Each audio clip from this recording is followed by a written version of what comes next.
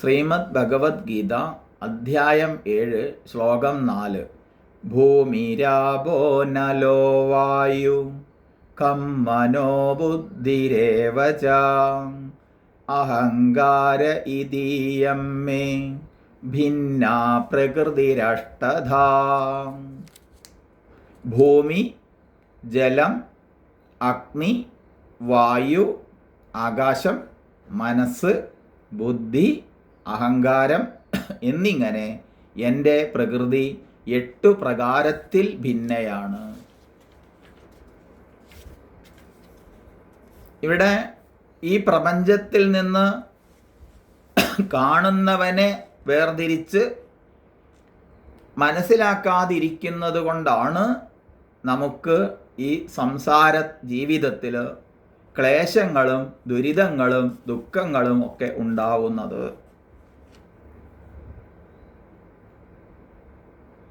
അതുണ്ടാവുന്നതിന് കാരണം, അതിന് മൂലകാരണമായിട്ട് പറയപ്പെടുന്നത് എൻ്റെ എന്ന് പറയപ്പെടുന്നതിനെ ഞാനുമായി കൂട്ടിച്ചേർത്ത് മനസ്സിലാക്കുന്നത് കൊണ്ടുള്ള കുഴപ്പമാണ്. നമുക്കറിയാം, നമ്മളെ കയ്യിനൊരാൾ വന്ന് തൊട്ടു എന്ന് വെച്ചാൽ ചെറിയ കുട്ടികളാവുമ്പോൾ തന്നെ കയ്യിനല്ലേ തൊട്ടത്, എന്നെ തൊടൂ എന്ന് പറയും. കാലിന് തൊട്ടാൽ പറയും കാലിനല്ലേ തൊട്ടത്, എന്നെ തൊടൂ. അപ്പോൾ കൊച്ചു കുട്ടിക്ക് പോലും അറിയാം എന്ത്, എൻ്റെ കൈ എന്നുള്ളത് എൻ്റെ കൈയാണ്, ഞാനല്ല. എൻ്റെ കാല് എന്നുള്ളത് എൻ്റെ കാലാണ്, ഞാനല്ല. എൻ്റെ പുസ്തകം, എൻ്റെ ഫോണ്, എൻ്റെ പെന്ന്, എൻ്റെ പെൻസില് എന്നൊക്കെ പറയുന്നത് പോലെ എന്നിൽ നിന്ന് അന്യമായതിനെയാണ് എൻ്റെ എന്ന് പറയാറ് എന്നറിയാം. അതേപോലെ എൻ്റെ ശരീരം, എൻ്റെ മനസ്സ്, എൻ്റെ ബുദ്ധി എന്നൊക്കെ നമ്മൾ പറയുന്നത്. ഞാൻ ശരീരം, ഞാൻ മനസ്സ്, ഞാൻ ബുദ്ധി എന്ന് ആരും പറയാറില്ല. എന്നാൽ അഭിമാനിക്കാറുണ്ട്. വേർതിരിക്കാനാവാത്ത വിധം അഭിമാനിക്കാറുണ്ട്.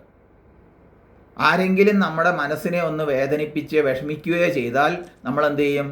നമ്മൾ മാനസികമായിട്ട് ആകെ തളരും. അപ്പം നമ്മൾ ആരാവും? അപ്പോൾ എൻ്റെ മനസ്സ് വേദനിച്ചു എന്നല്ല, ഞാൻ വേദനിച്ചു എന്ന് പറയും. നമുക്കറിയാം, ഈ രോഗം, ശരീരത്തിന് രോഗം വരും. അസുഖം വരുന്നത് ആർക്കാ? അത് മനസ്സിനാണ്. രോഗം അസുഖമാവാറില്ല എല്ലാവർക്കും. എന്നാൽ രോഗം വന്നിട്ടില്ലെങ്കിലും പലർക്കും അത് അസുഖമായി മാറും. രോഗം ശരീരത്തിനാണ്, അസുഖം മനസ്സിനാണ്. ഇത് വേർതിരിക്കാൻ പോലും നമുക്ക് സാധിക്കുന്നില്ല. അതുകൊണ്ട് അയ്യോ എനിക്ക് അങ്ങനെ വന്നേ ഇങ്ങനെ വന്നേ ക്ലേശമായിട്ട് നമ്മൾ വിഷമിക്കും. വാസ്തവത്തിൽ ശരീരത്തിന് വരുന്ന രോഗങ്ങളോ മനസ്സിന് വരുന്ന സുഖദുഃഖങ്ങളോ മാനാപമാനങ്ങളോ ഒന്നും തന്നെ ബാധിക്കുന്നില്ല. ബാധിക്കാതിരിക്കണമെങ്കിൽ ഞാൻ ശരീരമല്ല, അതെൻ്റെയാണ്, എന്നിൽ നിന്ന് അന്യമാണ് എന്ന് തിരിച്ച് വേർതിരിച്ചുള്ള അറിവുണ്ടാവണം. അത് സ്വാഭാവികമായി നടക്കുന്നതാണ് എന്നും അറിയണം. അതെൻ്റെ പരിധിയിലല്ല. ഇത് മനസ്സിലാക്കി കഴിഞ്ഞാൽ ഈ ദൃക്ദൃശ്യ വിവേകം എന്നാണ് അതിന് പറയുക. ദൃക്ക് ദൃശ്യം. ദൃക്ക് എന്ന് പറയുമ്പോൾ കാണുന്നവൻ, ദൃശ്യം എന്ന് പറയുമ്പോൾ കാണപ്പെടുന്നത്. രണ്ടേ ഉള്ളൂ ഇവിടെ, കാണുന്നവനും കാണപ്പെടുന്നതും. ഈ കാണപ്പെടുന്ന പ്രപഞ്ചം അഖിലവും ദൃശ്യങ്ങളിൽ പെടും. കാണുന്നവൻ ഞാൻ ഏകനാണ്. അപ്പോൾ ദൃശ്യങ്ങളിൽ പെടുമ്പോൾ നമ്മൾ ഈ ശരീരമെന്ന് പറയുന്നതും ഏതിൽ പെടും? ദൃക്കിലല്ല, ദൃശ്യത്തിലാണ് പെടുക. മനസ്സ് ഏതിൽ പെടും? മനസ്സും ദൃശ്യത്തിലാണ് പെടുക. ബുദ്ധിയോ അതും ദൃശ്യത്തിലാണ് പെടുക. പിന്നെ ആരാണ് ഈ ഞാൻ അതിൽ നിന്നൊക്കെ വേർതിരിച്ച് ആ ഞാൻ ഏകനാണ്, സർവത്തിലും ഏകനാണ് ഞാൻ. അത് തന്നെയാണ് പരമേശ്വരൻ, അത് തന്നെയാണ് സർവേശ്വരൻ, അത് തന്നെയാണ് സകലേശ്വരൻ. സർവത്തിലും വ്യാപിച്ചിരിക്കുന്ന ആ ഞാൻ, ആ മഹത്വത്വം തന്നെയാണ് ഈ പഞ്ചഭൂതങ്ങളിലും ഉള്ളത്. പഞ്ചഭൂതങ്ങളായിട്ട് മാറിയതും പ്രകൃതിയായി മാറിയതും അത് വിസ്തരിച്ച് പറഞ്ഞു തരാണ് ഇവിടെ ചെയ്യുന്നത്. അപ്പോൾ ഇവിടെ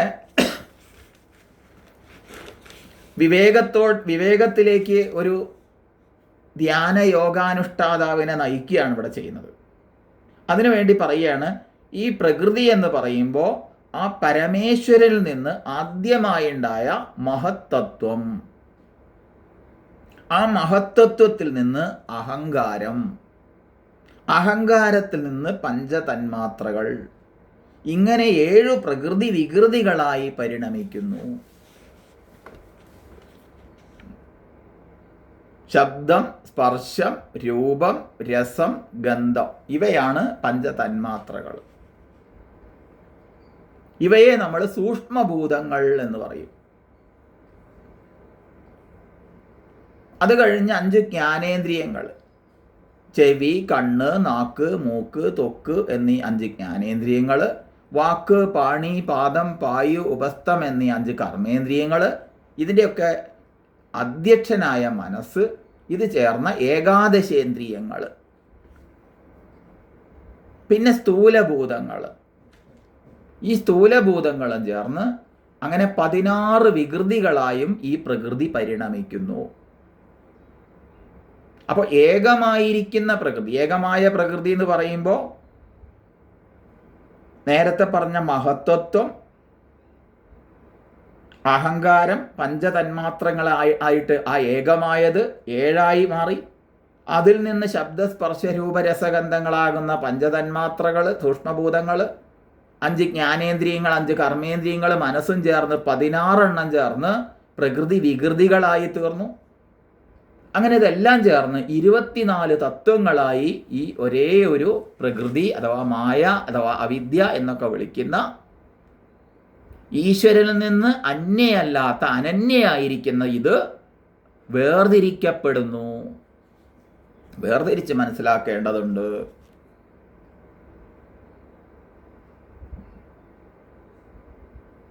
ഇതിനെയാണ് മായ എന്ന് പറയുന്നത്. മായ എന്ന് പറയുമ്പോൾ യാ മാ സാ മായ, യാതൊന്നാണോ വാസ്തവത്തിലില്ലാത്തത് അതാകുന്നു മായ. വാസ്തവത്തിലില്ല. വാസ്തവം എന്ന് പറഞ്ഞ വാക്കിനർത്ഥം വസ്തുസത്ത യാതൊന്നിനുണ്ടോ അതാണ് വാസ്തവം. അപ്പൊ ഈശ്വരനിൽ നിന്ന് അന്യമായി ഈ പ്രകൃതി ഇല്ല, ഈ പ്രപഞ്ചമില്ല. എന്നിരിക്കലും കാണപ്പെടുന്നുവല്ലോ. അപ്പൊ കാണപ്പെടുന്നത് സത്യമല്ല, അതിൻ്റെ സത്യസ്വരൂപം അന്വേഷിച്ച് പോകുമ്പോൾ ആ സത്യത്തിൽ നിന്ന് ഭിന്നയല്ല എന്ന് മനസ്സിലാക്കും. എങ്ങനെയെന്ന് ചോദിക്കുമ്പോൾ എന്നിൽ നിന്ന് പ്രകടമാകുമ്പോൾ എൻ്റെ വാക്ക് വേറെയായി തോന്നുന്നു. എൻ്റെ വാക്കും ഞാനും വേറെയല്ല. എന്നാലും വാക്ക് പ്രകടമാവുമ്പോൾ മറ്റൊരാൾക്ക് ആശയം മനസ്സിലാകണമെങ്കിൽ അത് ഭിന്നയായിട്ട് പ്രകടമാവണം. ഇനി ഒന്നുകൂടി ലളിതമായിട്ട് പറഞ്ഞാൽ, ഊടും പാവും ചേർന്നൊരു വസ്ത്രം ഉണ്ടാവുന്നു. ആ ഊടും പാവും മാറ്റിയാൽ അത് എപ്രകാരം നൂലുകളായോ, ആ നൂലുകളെ പൂർവ്വസ്ഥിതിയിലാക്കിയാൽ അതെങ്ങനെ അത് പരുത്തിയായോ, അതിനെ പൂർവ്വസ്ഥിതിയിലാക്കിയാൽ അത് സൂക്ഷ്മതയിൽ നിന്ന് സ്ഥൂലമായി വന്നപ്പോഴും അത് വാസ്തവത്തിൽ ഇതൊക്കെ മായ, ഈ കാണപ്പെടുന്നതല്ല അതിൻ്റെ വാസ്തവികത. വസ്തുസത്തയെ അന്വേഷിച്ച് പോകുമ്പോൾ അത് സൂക്ഷ്മമായി ആ മൂലപ്രകൃതിയിലേക്ക് എത്തിച്ചേരും. ഈ മൂലപ്രകൃതി എവിടുന്ന്? ശൂന്യതയിൽ നിന്നുണ്ടായതല്ല, അത് ആ പരമേശ്വരനിൽ നിന്നുണ്ടായതാണ്. അപ്പൊ ഈ കാണപ്പെടുന്ന ഈ പ്രപഞ്ചത്തിലെ ഈ സംസാര ജീവിതത്തിൽ ഈ കാണപ്പെടുന്നതിൽ നിന്ന് ഓരോന്നിനെയും വേർതിരിച്ച് മനസ്സിലാക്കിയിട്ട്, ഈ പ്രകൃതിയെ മനസ്സിലാക്കിയിട്ട്, ഈ പ്രകൃതിയെ വശത്തിൽ വച്ചിരിക്കുന്ന ആ പരമമായ ശക്തി ചൈതന്യത്തെ മനസ്സിലാക്കണം എന്നാണ് ഉപദേശിച്ചത്. ഈ പ്രപഞ്ചം ഉണ്ടായത് തന്നെ എങ്ങനെ ഉണ്ടായതെന്ന് വെച്ചാൽ ഈ പ്രകൃതി പുരുഷ സംയോഗത്തിൽ നിന്നാണ്. എനർജിയും മാറ്ററും ദ്രവ്യവും ഊർജവും അതുപോലെ തന്നെ രയി പ്രാണൻ, അത്താവ് അന്നം എന്നൊക്കെ ഉപനിഷത്തിൻ്റെ ഭാഷയിൽ പറയുമ്പോൾ ഈ പ്രകൃതിയും പുരുഷനും ചേർന്നാണ് എല്ലാം ഉണ്ടാവുന്നത്. എപ്രകാരമാണോ സ്ത്രീ പുരുഷ കൂടിച്ചേരുമ്പോൾ സന്താനങ്ങൾ ഉണ്ടാവുന്നത്, ഇതുപോലെ എല്ലാം മാറ്ററും എനർജിയും ദ്രവ്യവും ഊർജവും കൂടിച്ചേർന്നാണ് ഈ കാണപ്പെടുന്ന പ്രപഞ്ചം ഉണ്ടായത്. ഇതിൽ നിന്ന് ഇതിനെ വേർതിരിക്കാൻ കഴിഞ്ഞാൽ, വേർതിരിച്ച് മനസ്സിലാക്കാൻ കഴിഞ്ഞാൽ, അത് ആ പരമേശ്വരനിൽ നിന്ന് ഭിന്നമായിട്ട് പ്രകൃതി ഇല്ല എന്നറിയും.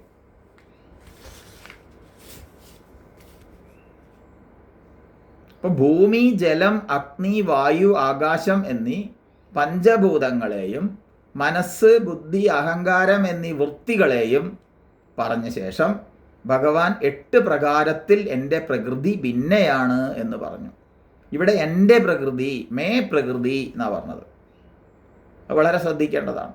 ഭഗവാനിൽ നിന്നും ഭിന്നയല്ല. ഇതെല്ലാം ഭഗവാന്റെ കാണപ്പെടുന്ന രൂപങ്ങളാണ്. ഇതൊക്കെ വേറെയാണെന്ന് കാണുമ്പോഴാണ് നമ്മൾ അതിൽ ഓരോന്നിലും വ്യത്യസ്ത ഭാവങ്ങളിൽ ഇടപെടുന്നത്. അതാണ് നമ്മൾ സാംസാരിക ദുഃഖങ്ങൾക്ക് കാരണമാകുന്നത്. ഈ ലോക ജീവിതത്തിലെല്ലാം ഈശ്വരീയമാണ്, ഈശ്വരീയമല്ലാത്തതായിട്ടൊന്നുമില്ല. അതിനെ ഉറപ്പിക്കുകയാണ് ഇവിടെ ചെയ്യുന്നത്. അപ്പം ഭഗവാന്റെ ശക്തിയാണ് പ്രകൃതി. ശക്തിയും ശക്തനും ഭിന്നമല്ല. ദ്രവ്യവും ഊർജവും എന്ന് പറയുമ്പോൾ ഈ ലോകം മുഴുവൻ ദ്രവ്യവും ഊർജവുമാണ്. കാണപ്പെടുന്നത് ദ്രവ്യാത്മകമായതാണ്. നമ്മൾ പറയും ഊർജ സ്രോതസ്സാണ് സൂര്യൻ എന്ന് പറയും. ഊർജ സ്രോതസ്സായ സൂര്യനെ നമ്മൾ കാണപ്പെടുമ്പോൾ അതിന് ആകാരം ലഭിക്കുന്നത് ദ്രവ്യവുമാവുമ്പോഴാണ്. അപ്പോൾ ദ്രവ്യാത്മകമായതിനെയാണ് നമ്മൾ കാണുന്നത്. ഊർജത്തെ മാത്രമായിട്ട് നമുക്ക് കാണാൻ സാധിക്കില്ല. ഇങ്ങനെ ഈശ്വരനിൽ നിന്നും ഭിന്നയല്ല പ്രകൃതി. കാര്യങ്ങൾ ചെയ്യുന്ന തലത്തെ ചിന്തിക്കുമ്പോൾ അത് വേറെയാണെന്ന് കാണപ്പെടുന്നു. അത്രയേ ഉള്ളൂ. കാണപ്പെടുന്നതല്ല സത്യം. മായാം തു പ്രകൃതിം വിദ്ധിം മായിനം തു മഹേശ്വരം. ശ്വേതാശ്വേതരോപനിഷത്തിൽ പറയും, മായയെ പ്രകൃതി എന്നും മഹേശ്വരനെ മായാവി എന്നും അറിയൂ. മമ മായാ ദുരത്യയാ എന്ന് പറയും ഗീതയിൽ. അപ്പം എൻ്റെ മായയെ അതിക്രമിക്കുക എന്നുള്ളത് വളരെ പ്രയാസകരമാണ്. അപ്പോൾ ആത്മഭിന്നമായി ഈശ്വരനിൽ നിന്ന് വേറെയായി വാസ്തവത്തിൽ പാരമാർത്ഥികമായിട്ട് ഈ ലോകത്തൊന്നുമില്ല. എന്നാലും ഇവിടെ വ്യാഖ്യാനിക്കപ്പെടുന്നത് നമ്മൾ കാണുന്നുണ്ടല്ലോ, ഈ പ്രകൃതിയെ വേറെ കാണുന്നുണ്ടല്ലോ, അതാണല്ലോ ക്ലേശങ്ങൾക്ക് കാരണം. അപ്പോൾ അതിനെന്ത് വേണം? അതിനെ നമ്മൾ പഠിക്കുകയാണ്. പഠിച്ചാൽ എന്താവും? പഠിച്ചിട്ട് ഇതിനൊക്കെ വേർതിരിച്ച് മനസ്സിലാക്കി കഴിഞ്ഞാൽ ഇത് വേറെയല്ല, ഒന്നാണെന്നറിയും. അറിയുമ്പോൾ എന്താവും? നമ്മൾ ഭേദബുദ്ധികൾ നഷ്ടപ്പെടും. ഭേദബുദ്ധി ഇല്ലാതാവുമ്പോൾ ഈശ്വരതത്വം ഏകമാണെന്നുള്ള തത്വത്തിൽ ഉറയ്ക്കും. ആ ഏകൻ തന്നെയാണ് താനും എന്നറിയും. അവിടെ ആത്മ തത്വസാക്ഷാത്കാരത്തിലേക്ക് തിരിച്ചേരും. അവിടെ ക്ലേശങ്ങളും ദുരിതങ്ങളും ദുഃഖങ്ങളും അസ്തമിക്കും. ഇതറിഞ്ഞിട്ടുള്ള ജീവിതം. അതുകൊണ്ട് പുരുഷനെന്നും ആത്മാവെന്നും ബ്രഹ്മമെന്നും എല്ലാം പറയപ്പെടുന്ന ആ പാരമാർത്ഥിക സത്യത്തിൻ്റെ അനന്യമായ, അനന്യം എന്ന് പറഞ്ഞാൽ അന്യമല്ലാത്ത, വേറെയല്ലാത്ത ഭാവമാണ് പ്രകൃതി എന്ന് ധരിക്കുകയാണ് ഈ ശ്ലോകത്തിലൂടെ നമ്മളെ പഠിപ്പിക്കുന്നത്. അങ്ങനെ വാസ്തവികമായ പുരുഷ സ്വരൂപത്തെ, പരമേശ്വര സ്വരൂപത്തെ സാക്ഷാത്കരിക്കാനുള്ള ഉപദേശം ആരംഭിക്കുന്നു. ഇപ്പോൾ ഭൂമി, ജലം, അഗ്നി, വായു, ആകാശം, മനസ്സ്, ബുദ്ധി, അഹങ്കാരം എന്നിങ്ങനെ എൻ്റെ പ്രകൃതി 8 പ്രകാരത്തിൽ ഭിന്നയായിരിക്കുന്നു. ഭൂമി മുതൽ ആകാശം വരെ ഇതാണ് പഞ്ചതന്മാത്രകൾ. ഇവ ശബ്ദ, സ്പർശ, രൂപ, രസഗന്ധങ്ങൾ ഇവയുടെ ഭാവങ്ങളാണ്. ഭൂമി എന്ന് പറയുമ്പോൾ പൃഥിവി തന്മാത്ര, അല്ലാതെ സ്ഥൂലമായ ഭൂമിയെ അല്ല അവിടെ പറഞ്ഞത്. ഇങ്ങനെ പഞ്ചഭൂത ശബ്ദങ്ങളാൽ പഞ്ചതന്മാത്രകളെ മനസ്സിലാക്കണം. അവയിൽ പഞ്ചീകരണ പ്രക്രിയ നടന്നിട്ടാണ് ഈ സ്ഥൂലമായ ഈ പ്രകൃതി ഉണ്ടായത്. അതായത് നമ്മുടെ ശരീരങ്ങളൊക്കെ ഉണ്ടാവുമ്പോൾ അത് വാസ്തവികമായി സൂക്ഷ്മത്തിൽ നിന്നാണ് ഈ സ്ഥൂലത കൈവന്നത്. അപ്പോൾ പ്രകൃതിയിൽ നിന്നും പ്രകടമാകുന്ന ആദ്യഘട്ടത്തെ പറയുമ്പോൾ സൂക്ഷ്മഭൂതത്തെ മനസ്സിലാക്കണം. അപ്പോൾ ശബ്ദസ്പർശ രൂപരസഗന്ധ തന്മാത്രകളുടെ പരസ്പരാംശങ്ങൾ സമ്മേളിച്ചിട്ട്, അതായത് പഞ്ചീകരണം എന്ന പ്രക്രിയ നടന്നിട്ട് ഓരോ ഭൂതവും അതിൻ്റെ സ്ഥൂലഭാവത്തെ പ്രാപിക്കുന്നു. ഉദാഹരണം പറഞ്ഞാൽ, ആകാശം എന്നുള്ള ഭൂതത്തിൻ്റെ പകുതിയോട് കൂടി മറ്റ് ഭൂതങ്ങളുടെ വായു, അഗ്നി, ജലം, ഭൂമി തുടങ്ങിയ 4 ഭൂതങ്ങളുടെ 1/8 അംശങ്ങൾ കൂടി ചേർന്ന് അതിനെയാണ് പഞ്ചീകരണം എന്ന് പറയുക. അങ്ങനെ പഞ്ചീകരണ പ്രക്രിയയിലൂടെയാണ് ഈ ശരീരം ഉണ്ടായത്. അപ്പം അത് വിഘടിക്കുമ്പോൾ എന്തായി? ഈ മഹത് ഭൂതങ്ങളിലേക്ക് അത് പോയി. അപ്പോൾ ഭൂമി എന്നുള്ളതിൻ്റെ പകുതിയോടുകൂടി ഇതര ഭൂതങ്ങളുടെ 1/8, അങ്ങനെ ഓരോ ഭൂതങ്ങളുടെയും ചേർന്നിട്ടാണ് ഇതുണ്ടായത്. അല്ലാതെ എല്ലാ ഭൂതങ്ങളിലും എന്തുണ്ട്? ഇപ്പോൾ മനുഷ്യനിൽ എന്ന് പറയുമ്പോൾ പഞ്ചഭൂതങ്ങൾ എന്ന് പറയുമ്പോൾ ഈ പഞ്ചഭൂതങ്ങൾ വേർതിരിക്കാനാവാത്ത വിധത്തിൽ അത് കൂടിച്ചേർന്നിട്ടാണ് ഈ കാണപ്പെടുന്ന ശരീരം ഉണ്ടായത്. അപ്പം ശബ്ദം, സ്പർശം, രൂപം, രസം, ഗന്ധം എന്നിങ്ങനെയുള്ള ആ 5 സൂക്ഷ്മഭൂത തന്മാത്രകളും മനസ്സ്, ബുദ്ധി, അഹങ്കാരം എന്നിവയും ചേർന്ന് അങ്ങനെ എന്ത് ചെയ്യുന്നു? ഈ ഒരു കാണപ്പെടുന്ന ശരീരം ഉണ്ടായി. അപ്പം മനസ്സ് എന്നതിനാൽ മനസ്സിനും മൂലകാരണമായ അഹങ്കാരം എന്ന് മനസ്സിലാക്കണം. സമഷ്ടി അഹങ്കാരത്തിൽ നിന്ന്. സമഷ്ടി അഹങ്കാരം എന്ന് പറഞ്ഞാൽ ഈ പ്രപഞ്ചത്തിന് ഒരു അഹങ്കാരമുണ്ട്. ബുദ്ധി എന്നതിനാൽ അഹങ്കാരത്തിനും കാരണമായിരിക്കുന്ന മഹത്വത്വം അർത്ഥമാക്കണം. അഹങ്കാരം എന്നതിനാൽ ഈ അവിദ്യാ സംയുക്തമായ അവ്യക്തം, വ്യക്തമല്ലാത്തത്, സൂക്ഷ്മമായത് എന്നർത്ഥമാണ്. ഇങ്ങനെയാണ് എൻ്റെ പ്രകൃതി 8 പ്രകാരം ഭിന്നയായിരിക്കുന്നത്. അപ്പം അവ്യക്തം, പ്രധാനം എന്നെല്ലാം വിളിക്കപ്പെടുന്ന ആ മൂലപ്രകൃതിയിൽ നിന്ന് മഹത്തത്വം, അഹങ്കാരം, പഞ്ചതന്മാത്രകൾ എന്നിവ ആദ്യമായി പ്രകടമായി. അങ്ങനെ അഹങ്കാരം, മഹത്തത്വം എന്നിവയാൽ നാം ഈ സമഷ്ടി വ്യക്തിത്വത്തെ, ഈ പ്രപഞ്ചത്തിനൊരു വ്യക്തിത്വമുണ്ട്, ആ വ്യക്തിത്വത്തിന് ആണ് മനസ്സിലാക്കേണ്ടത്. അതിനെയാണ് നമ്മൾ വാസ്തവത്തിൽ ഈശ്വരൻ എന്ന് പറയുന്നത്. ഈശ്വരം യത് കരോതി, ഇതിനൊക്കെ നിയന്ത്രിക്കുന്നവൻ എന്ന് പറയുന്നത്. അപ്പോൾ ഈശ്വരനും ഉപരിയാണ് ബ്രഹ്മം എന്ന് പറയേണ്ടി വരും. ബ്രഹ്മം എന്ന് പറയുമ്പോൾ ഈശ്വരൻ ചെയ്യാനൊരു പ്രപഞ്ചം ഉണ്ടാവുമ്പോഴേ ഈശ്വരൻ എന്നുള്ള പദം യോജിക്കുള്ളൂ. ആ ഒരു ബ്രഹ്മത്തെ തന്നെയാണ് ഈ പറയുന്നതെങ്കിലും ബ്രഹ്മം എന്ന് പറയുമ്പോൾ അവിടെ ഒന്നും ചെയ്യുന്നുമില്ല, ഒന്നും ചെയ്യിക്കുന്നില്ല. അതിൻ്റെ സാക്ഷി മാത്രത്തിൽ ഈശ്വരൻ എന്നുള്ളത് എന്തുണ്ടായിരുന്നു? ഈ പ്രകൃതിയെ നിയന്ത്രിക്കുന്നു. ഇങ്ങനെ ഒരു ശരീരത്തിലെ കോടാനുകോടി കോശങ്ങളിൽ ഒന്നിനെ എടുത്താൽ അതിനൊരു വ്യക്തിഭാവം കാണാൻ സാധിക്കും. അനുകൂലമായതിലേക്ക് പ്രവൃത്തിയും പ്രതികൂലമായതിൽ നിന്ന് നിവൃത്തിയും അതിനുണ്ട്. അപ്പോൾ ഓരോ ജീവകോശത്തിനും സ്വന്തമായ ഒരു വ്യക്തിത്വമുണ്ട്. ഇങ്ങനെയുള്ള അനേക ലക്ഷം കോശങ്ങൾ ചേർന്നുണ്ടാകുന്ന ഒരു മനുഷ്യന് അതിനൊരു വ്യക്തിഭാവമുണ്ട്. അങ്ങനെ അനേക കോശ സമൂഹങ്ങളുടെ ചേർച്ചയാൽ ഉണ്ടാകുന്ന അവയവങ്ങൾക്ക് ഓരോ വ്യക്തിത്വമുണ്ട്. അവ ചേർന്നുള്ള മൊത്തം ശരീരത്തിനൊരു വ്യക്തിത്വമുണ്ട്. ഓരോ ഘടകത്തിനും തനത് വ്യക്തിത്വത്തെ നിലനിർത്തിക്കൊണ്ടു തന്നെ ആ വ്യക്തിത്വത്തെ നമ്മൾ എന്ത് ചെയ്യുന്നു? ഞാൻ എന്ന് വിളിക്കുന്നു. വാസ്തവത്തിൽ ഈ ഞാൻ ഏതിൻ്റെയാണ്? ആ പരമേശ്വര വ്യക്തിത്വത്തിൻ്റെ വ്യത്യസ്തങ്ങളായ ഭാവങ്ങളാണ്, നിഴലുകൾ എന്നൊക്കെ പറയാം. അതുപോലുള്ള നമ്മുടെ വ്യക്തിത്വം വാസ്തവത്തിൽ ഏത് വ്യക്തിത്വമാണ്? ആ പരമേശ്വരൻ്റെ വ്യക്തിത്വത്തെ തന്നെയാണെന്ന് തിരിച്ചറിയുമ്പോൾ, ഞാൻ എന്ന് പറയുന്നത് പരമേശ്വരൻ തന്നെയാണെന്ന് തിരിച്ചറിയുമ്പോൾ, എന്നാൽ ഓരോ കോശത്തിനുണ്ടാകുന്ന വ്യക്തിത്വത്തെ വേർതിരിച്ച് മനസ്സിലാക്കുമ്പോൾ ആ കോശ സമൂഹത്തിനുണ്ടാവുന്ന വ്യക്തിത്വത്തെ വേർതിരിച്ച് മനസ്സിലാക്കുമ്പോൾ ഈ ഞാൻ എന്നുള്ള ഈ പരിമിതമായ ശരീര മനസ്സ് ബുദ്ധിയാകുന്ന വ്യക്തിത്വത്തിന് നിലനിൽപ്പില്ലാതാവും. പരമേശ്വരിൽ നിന്ന് അന്യമായി എനിക്കൊരു വ്യക്തിത്വം ഇല്ലാതാകുമ്പോൾ ഞാൻ ആരായി?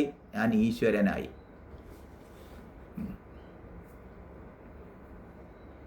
അപ്പം സമഷ്ടി പ്രപഞ്ചത്തിനും അഹങ്കാരവും ബുദ്ധിയും ഒക്കെ ഉണ്ട്. ഇവയാണ് ഇവിടെ പറയപ്പെടുന്ന അഹങ്കാരവും ബുദ്ധിയും. പ്രകൃതി പുരുഷ വിവേകത്തിൽ നിന്ന് മനസ്സിലാക്കാനുള്ളത്. ഒരു വിത്തിൽ നിന്ന് എങ്ങനെയാണോ അങ്കുരം സൂക്ഷ്മരൂപത്തിൽ അടങ്ങിയിരിക്കുന്നത്, ഒരു വിത്ത്, അത് പ്രകൃതിയുടെ മൂലപ്രകൃതി എന്ന് പറയാം. അതിൽ നിന്ന് അങ്കുരത്തിൽ നിന്ന് പിന്നെന്തുണ്ടാവുന്നു? ഒരു വൃക്ഷത്തിൻ്റെ സകല ലക്ഷണങ്ങളും അതിലടങ്ങിയിട്ടുണ്ട്. ആൽവിത്തിൽ ആലുണ്ട്. കാണുന്നില്ലല്ലോ, ആലൊന്നുമില്ലല്ലോ, ആലിൻ്റെ പ്രയോജനമില്ലല്ലോ, പക്ഷെ അതിലുണ്ടല്ലോ, അത് നമുക്ക് മനസ്സിലാക്കിക്കൂടെ? ഇതുപോലെ ആ പരമേശ്വരനിൽ നിന്ന് എന്തുണ്ട്? നമ്മളെല്ലാം ഉണ്ട്. ഈ കാണപ്പെടുന്ന സർവഭൂതങ്ങളും അന്തർലീനമായിട്ടുണ്ട്. ഇതുപോലെ കാരണഭാവത്തിലുള്ള അവ്യക്തത്തിൽ പ്രപഞ്ചമഖിലവും സൂക്ഷ്മരൂപത്തിൽ ഉള്ളടങ്ങിയിട്ടുണ്ട്. ഇങ്ങനെ സർവപ്രപഞ്ച വികാരങ്ങൾക്കും പ്രഥമവും അടിസ്ഥാനപരവുമായ കാരണമാണ് അവ്യക്തം എന്നതിനാലാണ് അതിന് മൂലകാരണം എന്ന് പറയുന്നത്. അപ്പം മഹത്വത്വമായും അഹങ്കാരമായും പഞ്ചതന്മാത്രകളായും ഏകാദശേന്ദ്രിയങ്ങളായും പഞ്ചമഹാഭൂതങ്ങളായും അനേകം അനന്തരം സമ്പൂർണ്ണ പ്രപഞ്ചാകാരമായും ഒക്കെ പ്രതിഭാസിക്കുന്ന പ്രകൃതി നിശ്ചയമായും അഹങ്കാരത്തിൻ്റെ മൂലഭൂതമായ ഭാവത്തോടു കൂടിയതാകുന്നു. എൻ്റെ ഈശ്വരൻ്റെ മായാശക്തിയാണിത്. അപ്പം പ്രകൃതി വാസ്തവത്തിൽ എൻ്റേതാണ്, എന്നിൽ നിന്ന് അന്യമായി അതിന് നിലനിൽപ്പില്ല. അതാണ് ഇവിടെ പറഞ്ഞത്. അപ്പം സത്യം ഏകമാണ്. ആ ഒരു അധിഷ്ഠാനത്തെ ആശ്രയിച്ചിട്ടാണ് ഇവിടെ ഈ പ്രകൃതിയൊക്കെ ഭിന്നമായിട്ട് തോന്നുന്നത്.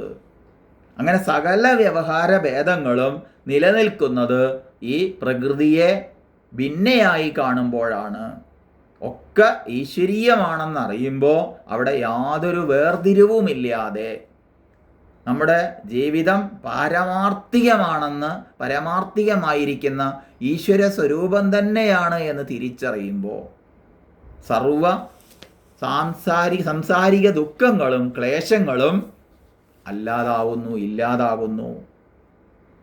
ഇപ്പം പ്രപഞ്ചത്തെ ഇവിടെ പ്രകൃതി പുരുഷ സംയോഗമായിട്ട് കാണുന്ന ഒരു വീക്ഷണമാണ് സാങ്ക്യം. അപ്പം ചൈതന്യസ്വരൂപിയായ പുരുഷൻ ജഡവസ്തുക്കളിൽ, അതായത് പ്രകൃതിയിൽ പ്രവേശിക്കുമ്പോൾ സ്വതേ അചേതനങ്ങളായ അവ സചേതനങ്ങളായി തീരുന്നു. ഇതാണ് സാങ്ക്യ സിദ്ധാന്തം. ഒരു ഇരുമ്പ് കൊണ്ടുണ്ടാക്കിയ ഒരു യന്ത്രം, ആ യന്ത്രത്തിന് വാസ്തവത്തിൽ ചലനശേഷിയില്ല. പക്ഷേ അതിലേക്ക് എനർജി പ്രവേശിക്കുമ്പോൾ ആ യന്ത്രം ചലിക്കുന്നു. എനർജിക്ക് സ്വയം ശക്തി പ്രകടമാക്കാനാവില്ല. എന്നാൽ എനർജി എന്ത് ചെയ്യുന്നു? അത് യന്ത്രത്തിൽ പ്രവേശിക്കുമ്പോൾ ആ യന്ത്രം പ്രവർത്തിക്കുന്നുണ്ട്. ഇതുപോലെ പുരുഷൻ പ്രകൃതിയുമായി കൂടിച്ചേരുമ്പോഴാണ് ഈ പ്രപഞ്ചം അഖിലവും ഉണ്ടാകുന്നത്. അല്ലാതെ വേറൊരു വഴിയില്ല. അങ്ങനെ ആ പ്രകൃതിയോട് ചേർന്ന് ഈ പുരുഷൻ പറയപ്പെടുന്ന എനർജി, ശക്തി, ആ വീര്യം സംക്രമിച്ച് ഈ പ്രപഞ്ചം പ്രകടമാകുന്നു, ജന്മം നൽകുന്നു. അങ്ങനെ ഇവിടെ പ്രകൃതി പുരുഷന്മാരെ വേർതിരിച്ച് കാണാൻ കഴിവുള്ളവനെയാണ് ഇവിടെ വിവേകി എന്ന് പറയുക. അതിനാണ് വിവേകം, അതിനാണ് വിശേഷബുദ്ധി. അങ്ങനെ പുരുഷൻ പ്രകൃതിയുമായി താതാത്മ്യം പ്രാപിക്കുമ്പോൾ ജീവൻ എന്ന നിലയിലേക്ക് അത് താഴുന്നു. ആ പരമേശ്വരൻ്റെ ഭാവം, ആ പരമാത്മാവ് എന്നുള്ളത് ജീവഭാവത്തിലേക്ക് താഴുന്നു, ജീവഭാവത്തെ പ്രകടമാക്കുന്നു. അങ്ങനെ സംസാര ദുരിതങ്ങൾ നമ്മൾ അനുഭവിക്കാൻ ഇടയാകുന്നു. ഇത് വേറെയാണെന്ന ഭാവത്തിൽ. അങ്ങനെ പ്രകൃതിയുമായുള്ള ഈ വേർതിരിവ് അവസാനിപ്പിക്കുമ്പോൾ സംസാരത്തിൽ നിന്ന് മുക്തമായ ജീവൻ പരമാത്മഭാവത്തിലേക്ക് ഉണർന്ന്, അതായത് ജീവഭാവത്തിൽ നിന്നുണർന്ന് പരമാത്മാവിലേക്ക് എത്തി ആനന്ദം അനുഭവിക്കുന്നു. എപ്പോഴാണ് ആനന്ദം അനുഭവിക്കുന്നത്? എല്ലാം പരമേശ്വരനാണ്, പരമേശ്വരൻ്റെ മായയാണ് ഈ കാണപ്പെടുന്നതൊക്കെ. ആ മായയിൽ ഭ്രമിക്കാതെ, മായ കണ്ട് ഭ്രമിക്കാതെ, മേജിക്ക് കണ്ട് ഭ്രമിക്കാതെ, മേജിക്കുകാരനെ ആശ്രയിച്ച് ആ മേജിക്കിൻ്റെ രഹസ്യം മനസ്സിലായി കഴിഞ്ഞാൽ പിന്നെ ഞാൻ മേജിക്കിൽ ഭ്രമിക്കുന്നില്ല. ഇതുപോലെ ഇപ്പോൾ സമഷ്ടിയിലെ പഞ്ചമഹാഭൂതങ്ങൾ കൊണ്ടാണ് ഈ വ്യഷ്ടിശരീരം എന്ന് പറഞ്ഞാൽ നമ്മുടെ ഓരോരുത്തരുടെ ശരീരവും നിർമ്മിക്കപ്പെട്ടിരിക്കുന്നത്. ഇന്ദ്രിയങ്ങളും വിഷയങ്ങളും എല്ലാം ആ പാഞ്ചഭൗതികങ്ങളാണ്. ശ്രോത്രം തുടങ്ങിയ ഇന്ദ്രിയ കവാടങ്ങളിൽ എത്തുന്ന ശബ്ദം തുടങ്ങിയ വിഷയങ്ങളെ മനസ്സ് സ്വീകരിച്ച് ബുദ്ധിക്ക് സമർപ്പിക്കുകയാണ്. ബുദ്ധി അവയെ വിലയിരുത്തി അത് സാംശീകരിക്കുന്നു. വിഷയങ്ങളെ ഇന്ദ്രിയങ്ങൾ ദർശിക്കുമ്പോഴും മനസ്സ് സ്വീകരിക്കുമ്പോഴും ബുദ്ധി സാംശീകരിക്കുമ്പോഴും ഞാൻ എന്നൊരഭിമാനം അതിൻ്റെ പിന്നിലുണ്ട്. അതാണ് അഹങ്കാരം. അപ്പോൾ പറയപ്പെട്ട ഈ 8 ഘടകങ്ങൾ ചേർന്ന പ്രകൃതിയിൽ ശുദ്ധ ചൈതന്യം, ആത്മാവ് പ്രവേശിക്കുമ്പോൾ സചേതനമായ ഒരു വ്യക്തിത്വം, ജീവൻ രൂപം കൊള്ളുന്നു. ഇങ്ങനെ തീർത്തും അനലൈസ് ചെയ്തിട്ട് ഈ പ്രകൃതി പുരുഷ വിവേകത്തെ അഥവാ ദൃശ്യവിവേകത്തെ നമ്മൾ വേർതിരിച്ച് മനസ്സിലാക്കി കഴിഞ്ഞാൽ സംശയമില്ലാതെ ആ പരമേശ്വരൻ തന്നെയാണ് ഈ ഞാനും. എനിക്ക് പ്രത്യേകമായൊരു വ്യക്തിത്വമില്ല, ഈശ്വരൻ്റെ വ്യക്തിത്വത്തിൽ നിന്ന് അന്യമായ എനിക്കൊരു വ്യക്തിത്വമില്ല. ഈ പ്രകൃതി ഈശ്വരിൽ നിന്ന് ഭിന്നയല്ല, അഭിന്നയാണ് എന്ന് അറിയും. അതറിഞ്ഞു കഴിഞ്ഞാൽ നമ്മുടെ ഓരോ പ്രവൃത്തിയും, ഓരോ വാക്കും, ഓരോ പ്രവൃത്തിയും ഈശ്വരീയമായി തീരും. നമ്മുടെ വീട്ടിൽ കുറച്ച് വിരുന്നുകാർ വരികയാണ്. സാധാരണ നമ്മളെ വീടൊക്കെ വൃത്തിയാക്കി വയ്ക്കുന്നവരാണെങ്കിൽ ഇന്ന് നമ്മൾ ആദരിക്കുന്ന വ്യക്തികൾ വരുമ്പോൾ നമ്മൾ എന്ത് ചെയ്യും? ഒന്നുകൂടി വൃത്തിയാക്കി വയ്ക്കും. ഇതുപോലെ ഇന്ന് ചെയ്യുന്ന ഈ ചെയ്യപ്പെടുന്നതെല്ലാം ഈശ്വരീയമാണെന്നുള്ള തിരിച്ചറിവുണ്ടാകുമ്പോൾ, ഈശ്വര പൂജയാണെന്നറിയുമ്പോൾ നമ്മുടെ ജീവിതം എല്ലാം വിധത്തിലും അത് ഈശ്വര പൂജയായിത്തീരും. ഈശ്വര പൂജ ചെയ്യുമ്പോൾ അത് പരമമാവും, പവിത്രമാവും, പാവനമാവും. അതിൽ അപാകതകൾ ഉണ്ടാവില്ല. അതറിയാത്ത കാലത്തോളം ഇത് വേറെ അത് വേറെ.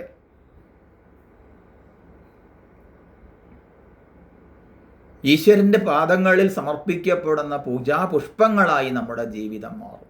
അത് നമുക്ക് ശാന്തിയെയും സമാധാനത്തെയും സ്വസ്ഥതയെയും നൽകും. അതിനു വേണ്ടി ഇതിനെ വേർതിരിച്ച് പഠിപ്പിക്കുകയാണ് ഈ ശ്ലോകം ചെയ്യുന്നത്. ഇനിയും അത് തന്നെയാണ് തുടരുന്നത്.